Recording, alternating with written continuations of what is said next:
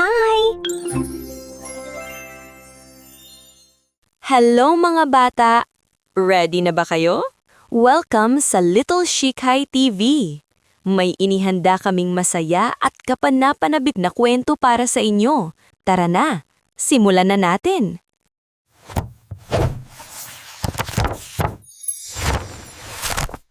Ang gumamela at ang kaibigang bubuyog.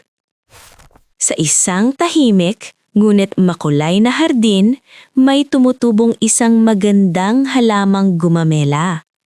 Mayroon itong matingkad na pulang bulaklak at malalapad na berdeng dahon na kumikislap kapag tinatamaan ng sikat ng araw.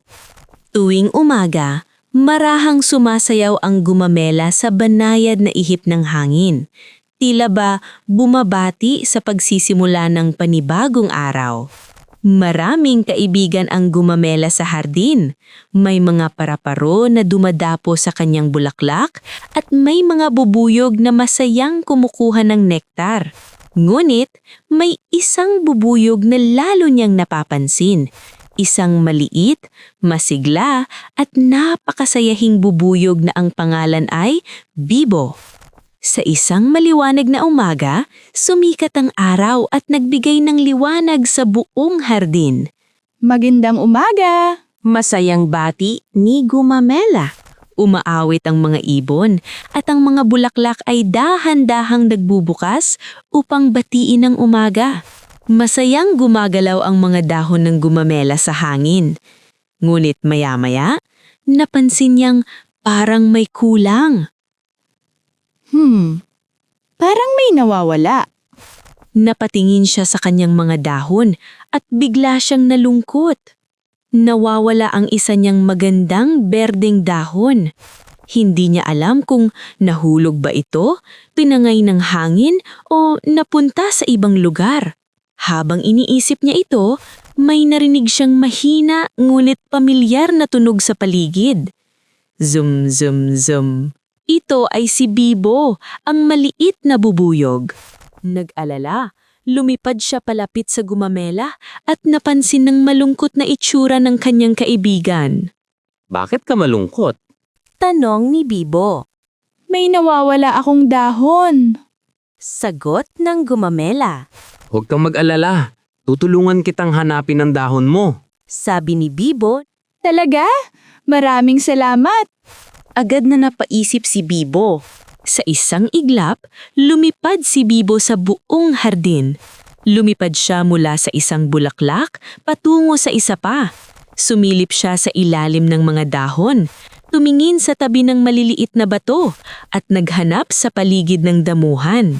Makalipas ang ilang sandali, may napansin siyang kulay berdeng bagay sa tabi ng isang maliit na bato. Ito nga ang nawawalang dahon ng Gumamela. Aha! Eto na! Natagpuan ko na! Dali-dali niya itong dinala pabalik sa kanyang kaibigan. Pagkakita ng Gumamela sa kanyang dahon, napuno siya ng tuwa. Maraming salamat, Bibo. Muli siyang naging masaya at masigla at tila mas lalo pang lumiwanag ang buong hardin. Mula noon, naging matalik na magkaibigan ang Gumamela at si Bibo. Tuwing umaga, masayang lumilipad si Bibo sa paligid ng Gumamela at ang Gumamela naman ay sumasayaw sa hangin dahil alam niyang mayroon siyang kaibigang laging handang tumulong. Aral ng kwento. Ang tunay na kaibigan ay handang tumulong sa oras ng pangangailangan, lalo na kapag tayo ay nalulungkot o may problema. Mga tanong. Anong halaman ang nasa kwento? Ano ang nawala sa Gumamela? Sino ang tumulong maghanap ng dahon? Saan nakita ni Bibo ang nawawalang dahon? Ano ang naramdaman ng Gumamela nang nahanap ang kanyang dahon? Ano ang natutunan mo sa kwento? Yay! Yay! Natapos natin ang kwento! Maraming salamat sa panunood mga bata! Sana nag-enjoy kayo at may natutunan din. Kita-kits ulit dito sa Little Shikai TV. Don't forget to like, subscribe, at i-share sa friends ninyo.